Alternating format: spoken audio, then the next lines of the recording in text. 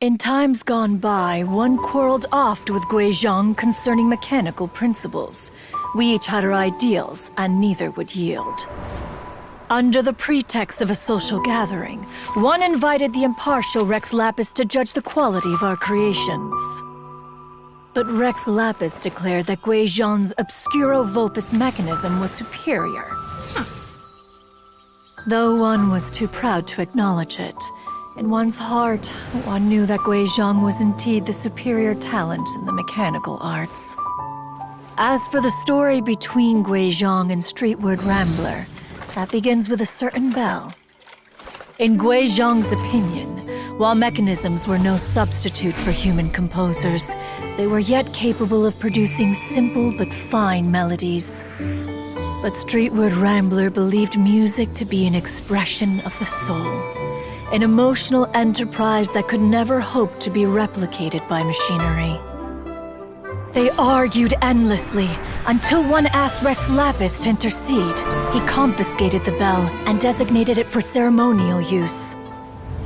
Thereafter, one would often find them convening in the mountains, discussing music, mechanics, and all the affairs of the mortal world.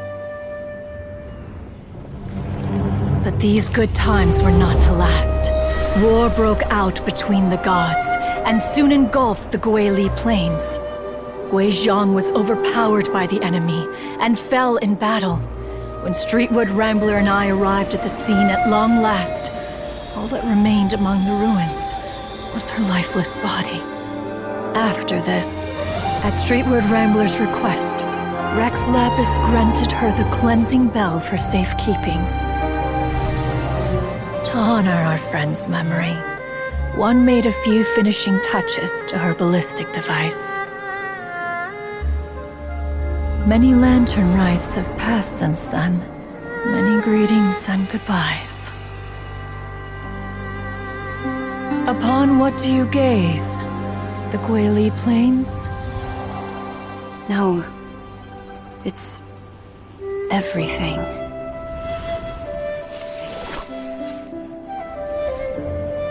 We think of human life as like a lantern that's lit one minute and extinguished the next.